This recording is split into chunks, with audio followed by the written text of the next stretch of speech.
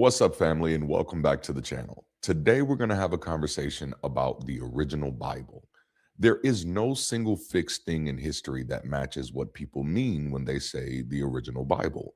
What we actually have is a library of texts transmitted through hand copied manuscripts with multiple textual families, multiple canons, and multiple translation traditions.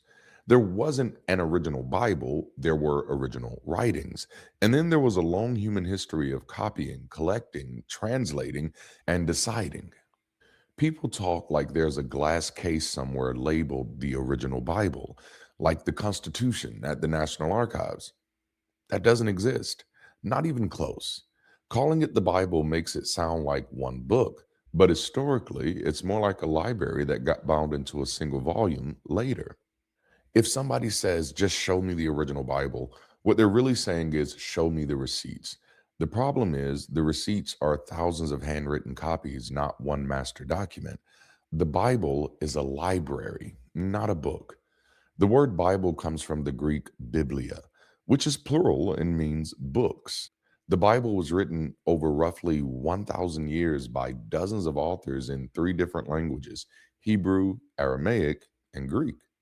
For centuries, the Bible was a collection of individual scrolls kept in a chest. It wasn't until the rise of the Codex that these texts could even be physically bound together.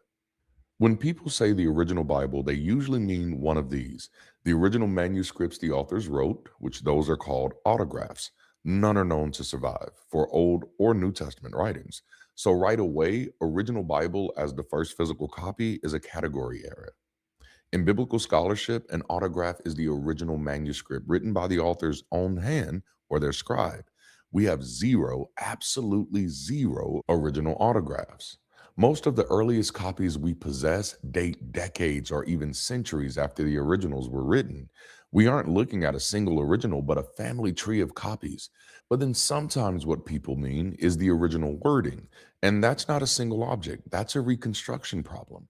Textual critics compare manuscripts and infer earlier readings. Even the Institute for New Testament textual research says you shouldn't expect any one manuscript to be the original text.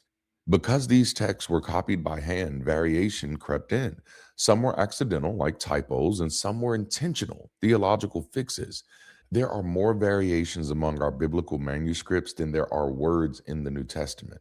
Scholarship isn't about finding the one original, it's about textual criticism, the art of comparing thousands of pieces to reconstruct the most likely early form. But then sometimes people mean the original set of books.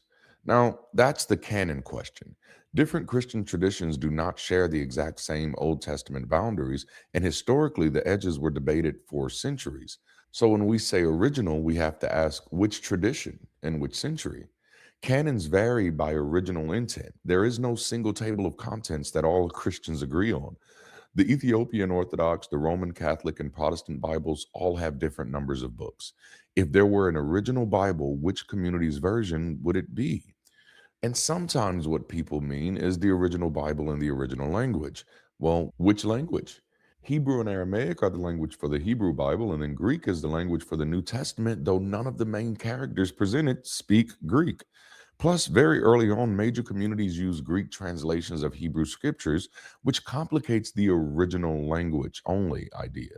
So, if we can't mean one thing by original Bible, the phrase itself is propaganda, not history. When people ask for the original Bible, they often forget that even the earliest texts were translations or adaptations. By the time of Jesus, many Jews weren't reading the Hebrew scriptures, they were reading the Greek translation. Jesus spoke Aramaic, but the Gospels were written in Greek. This means that the original words of Jesus in our Bible are already a translation of his allegedly spoken words. The history of the Bible isn't as simple as one book or one original story. What we actually have is something that starts with oral development, later transitions to composition, where the authors write, then becomes copying, where scribes reproduce by hand, and then we get variation, human made differences, finally circulation, then collection, and then canonization, and then finally translation plus printing. Manuscripts are not identical. So, what we have is a manuscript tradition, not a single master copy. With thousands of manuscripts and many variations, you can't expect to find the original text in any one manuscript. Now, let's talk about the Old Testament. One Bible wasn't even a thing yet. The Dead Sea Scrolls show that in the late Second Temple period, there were multiple textual forms in circulation, not one uniform Bible. The Masoretic Text is a major stream, not the original. For a long time, people assumed that the Masoretic Text was the exact word for word copy of the scrolls written by Moses or even David. However, modern scholarship and discoveries like the Dead Sea Scrolls changed that view. In ancient times, roughly 200 BCE, there were several streams or variations of the Hebrew text circulating. Think of them like different editions of a book. The Masoretic text is the version that eventually became the official authoritative text for Judaism and the basis for most Protestant Bibles. Now, calling it a stream acknowledges that while it is ancient and incredibly accurate, other valid ancient versions, like the Septuagint or the Samaritan Pentateuch, sometimes contain slightly different wording that may reflect even older traditions. They didn't write the Bible, they stabilized it. They took the stream they had inherited and froze it in time so it wouldn't change further. When you read a modern Bible, you're reading a translation of a text that was meticulously locked in about 1,000 years ago by the Masorites. This means two things. The text has a history of human preservation, and there were other ancient versions of these stories before the Masorites standardized this specific one. Now let's talk about the New Testament. While it is common to hear that we possess thousands of ancient Greek manuscripts of the New Testament, the actual process of counting them is far from straightforward. The Institute for New Testament Textual Research notes that manuscript is an umbrella term for very different types of evidence. Some witnesses are mere scraps of papyrus the size of a credit card containing only a few verses, while others are massive parchment volumes containing multiple books. Complications arise because many manuscripts are fragmentary or overlap. For example, a single original book might have been torn apart centuries ago, with pieces now residing in different museums under different cataloging. Additionally, scribes often reused materials, or a later hand might have added to an earlier text, making it difficult to decide if a find should be counted as one distinct witness or several. Consequently, the count is a moving target that reflects a complex web of archaeological fragments rather than a simple library of identical books. When we speak of the oldest Bible, we're usually referring to the 4th century codices. These represent a massive technological and cultural shift, the transition from individual scrolls to the codex. However, these whole Bible artifacts appear nearly 300 years after the original authors wrote their letters and gospels. This gap means that for the first few centuries of Christianity, there was no single physical volume that a person could pick up and call the Bible. Instead, there were collections of independent scrolls. Furthermore, even these prestigious 4th century volumes are not identical. They differ in their spelling, specific phrasing, and even which books they include in the canon. This reminds us that the Bible as a single bound artifact is a relatively late development in history, arriving only after the church had the resources and political stability to produce such monumental works. Now, we can't have a conversation on the original Bible without addressing a few myths. The popular narrative that the Council of Nicaea in 325 CE was a smoke filled room where bishops voted on which books to include in the Bible is a historical fiction, popularized more by modern novels than by ancient records. In reality, the council was convened by Constantine primarily to address the Arian controversy, a debate over the divinity of Jesus, and to establish a unified date for Easter. There is no historical evidence, no canons, no letters, and no minutes suggesting that the biblical canon was even on the agenda. The collection of texts we recognize today was the result of a long organic process of usage and consensus within local churches that spanned centuries rather than a single top down decree from a Roman emperor. The modern mental image of the original Bible, a leather bound volume with a table of contents and maps, is a historical fantasy. In reality, the Bible began not as a book, but as a vibrant, living oral tradition. Long before anyone picked up a pen, these were family stories, tribal memories, and victory songs shared around fires. In the New Testament context, The earliest written layer we possess isn't a gospel biography of Jesus, but the letters of Paul. There was a silent gap of roughly 40 years between the death of Jesus and the writing of the first gospel, Mark, during which the community carried and performed these traditions orally. Now, this raises a fundamental challenge to the concept of an original. Is the original the spoken story, the first rough draft, the edited scroll, or the final printed edition? Unlike our modern hard drive memory, ancient oral cultures viewed memory as communal and functional. The goal wasn't to preserve every thee or and, but to safeguard the identity and meaning of the community. This plasticity explains why we see doublets in the Bible, such as the two different creation accounts in Genesis or the varying versions of the Beatitudes in the Gospels. These aren't errors per se, unless you view the Bible as divinely inspired, but rather different oral performances that were eventually both written down.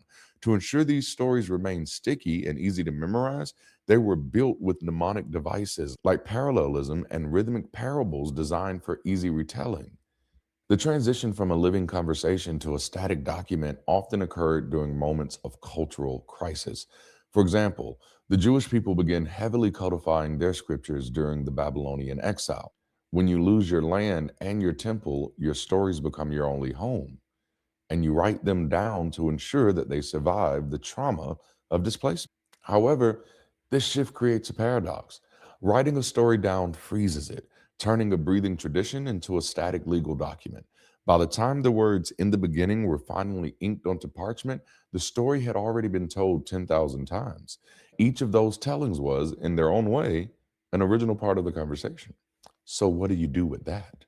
A common way people tend to view the Bible is through the lens of the ship of Theseus. If you replace every plank of a ship over time, is it still the same ship? This analogy, however, fails because it assumes the Bible started as a single completed vessel. In reality, biblical history is a reverse ship of Theseus. It didn't begin with a finished boat, it began with scattered planks of timber from 40 different forests. For centuries, these planks, independent letters, songs, and legal codes existed in different ports. It was only much later that someone lashed them all together and decided to call the collection a ship. The authors of these texts weren't writing Bible pages, they were responding to immediate local crises. When Paul wrote his letters, he wasn't thinking about chapter 3 of the New Testament. He was writing the ancient equivalent of angry emails to specific people in places like Galatia or Corinth to settle arguments about food, circumcision, or leadership.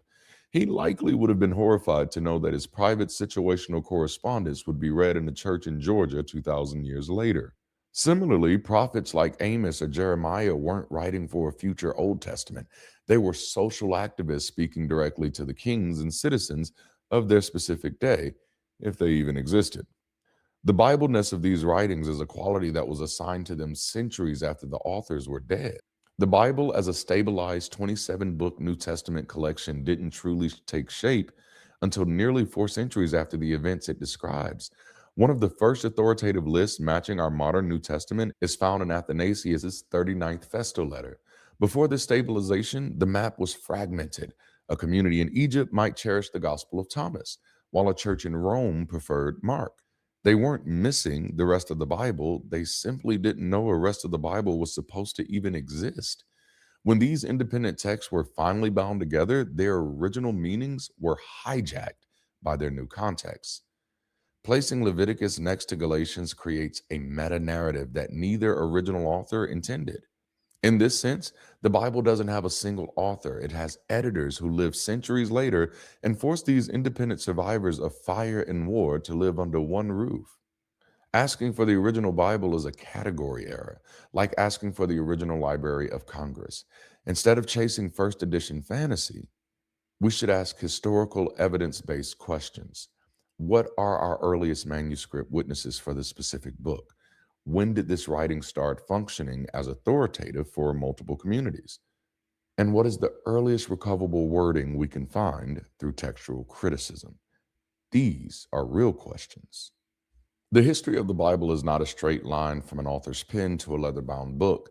It is a 1,000-year saga of fragments, regional preferences, and tactical decisions. We possess no originals, only a vast collection of copies that emerge from the dust of history at different intervals. The earliest physical evidence of biblical texts consists of two tiny silver amulets dating to roughly 600 BCE containing the priestly blessing. However, our most significant leap forward came with the discovery of the Dead Sea Scrolls, which proved that while the Old Testament was relatively stable, it still contained major variations, such as a version of Jeremiah significantly shorter than the one in our Bibles today. For the New Testament, the gap is equally striking. Our earliest fragment is P52, a credit card sized piece of the Gospel of John from approximately 125 to 150 Common Era. It isn't until the fourth century that we finally see the New Testament bound as a single recognizable unit. And for the Old Testament, there was never a single council. Instead, it was a regional process of elimination. The Torah was the first to be frozen as sacred law around 400 BC, followed by the prophets around 200 BCE. The writings, like the Psalms and Proverbs, weren't fully closed until the late first century Common Era, where Jewish scholars settled on 39 books while specifically excluding the Apocrypha and New Christian writings. The New Testament canon was even more fluid. Interestingly, the first person to propose a specific list was Marcion in 140, who was actually declared a heretic. His attempt to purge the Bible forced the early church to create their own list in response. The idea that the Bible has always been a fixed 66 book or 73 book volume is a modern misconception. The Bible has changed shape multiple times based on theological and even economic shifts. In the 1500s, Martin Luther moved the Apocrypha to a separate section and openly questioned the authority of books like James and Revelation. In a direct counterattack to Luther, the Catholic Church officially and infallibly declared their 73 book canon for the first time, meaning the Catholic Bible wasn't officially settled until 1500 years after Jesus. In a surprisingly practical twist, Bible societies began stripping the Apocrypha out of Protestant Bibles entirely, not for theological reasons, but to save on printing costs. Before the printing press, the Bible depended entirely on which monastery you were standing in. It wasn't a finished product until modern technology and mid millennial church politics forced it to become one. Now let's talk about the real problem, trying to solve today with yesterday's misunderstandings. When we go searching for original answers to modern problems, we're often doing something much more subtle than curiosity. We're trying to make uncertainty disappear. We're trying to outsource responsibility. We're trying to borrow authority instead of building understanding. So the issue isn't that history is irrelevant. History matters deeply. The issue is using antiquity as a substitute for truth. There's a difference between respecting history and retreating into it. Seeking an original or pure Bible is often less about history and more about our own modern anxieties. When we insist that the ultimate truth is buried in the distant past, it reveals several profound and perhaps uncomfortable realities about how we navigate the world today. If we believe that the final answers were already locked in thousands of years ago, we effectively exempt ourselves from the difficult work of moral reasoning and evidence based thinking in the present. If the truth is a finished product we just have to go back and get, then we don't have to take accountability for the complex outcomes of our modern decisions. In this light, backwards truth becomes a convenient shield against the weight of forward responsibility. There is a fundamental difference between certainty and skill. Certainty feels like a destination, a place where the thinking stops. Skill, however, is a discipline. It requires the ability to evaluate evidence, revise beliefs, and tolerate ambiguity. In a world of overwhelming complexity, many of us find it easier to say the answer is already written rather than engaging in the exhausting labor of understanding. We trade the growth that comes from uncertainty for the comfort of closure. We have, in many ways, been culturally conditioned to believe that the closer something is to its origin, the more pure or uncontaminated it must be. This is nostalgia dressed as epistemology. In reality, origins are rarely pure. They're often local, political, limited, and shaped by the survival instincts or superstitions of the specific time. To assume that older means clean and newer means corrupted ignores the fact that the people who wrote and compiled these texts were just as human and just as constrained by their environments as we are. If the truth lives inside a static original Bible, then it is something we can retrieve, own, and use as a badge of identity. But if truth is a practice, it becomes something we must constantly pursue, test, and refine. This is a frightening prospect for many people because it means truth doesn't belong to us. We cannot control it. It requires us to hold our convictions with humility, recognizing that our understanding is always a work in progress. The original Bible isn't a historical object we lost, it's a security blanket we created. Real history asks us to step out from under that blanket and engage with the messy, human, and beautiful process of how these texts actually came to be. When people search for the original Bible, they usually aren't looking for a more accurate Greek verb or a specific archaeological fragment. They're typically chasing a set of psychological promises that history and reality simply cannot provide. The quest for the original is often an emotional survival strategy. We crave an original because we want a version of the text that can settle disputes once and for all. We imagine a pure text that requires no debate, no nuance, and most importantly, no interpretation. It's the desire for a mic drop moment. Here is exactly what it says. However, even if we found the very first parchment Paul ever touched, we would still face the same human burdens. What did it mean then? What does it mean now? Who gets to decide? The judge fantasy is really a desire to escape the exhausting responsibility of interpretation. Reality is fluid. It requires constant updating and the uncomfortable admission that we might be wrong. An original feels like a foundation that is physically incapable of moving, but there is a hidden cost. If a foundation can't be questioned, it can't be corrected. This suggests that the goal isn't actually truth, but a freeze frame of history that protects us from the shifting tides of new information. We often tell ourselves that our current societal or spiritual chaos is simply the result of straying from the original path. This is a comforting story because it implies the solution is simple. We just need to return, go back. But modern problems, systemic inequality, economic complexity, trauma, and power dynamics aren't straying problems, they're complexity problems. Chasing the original can be a way to avoid the adult work of building new, sophisticated solutions for a world that ancient authors could never have imagined. An original text often functions as a permission slip to stop thinking. It grants us the permission to be certain, the permission to condemn others, permission to avoid guilt by saying, I didn't choose this, the Bible did. At its core, the search is often a moral shortcut. If we can locate an ultimate original authority, we can effectively offload our agency and skip the hard work of personal character and decision making. And let's be honest, in many circles, original Bible talk is used as intellectual ammunition. The goal isn't to understand a different culture or a lost language, it's to win the argument and secure one's own identity.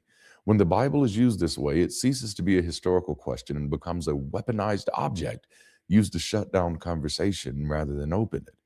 If we stop looking for a weapon or a judge in the past, we might finally be able to find partners in the present.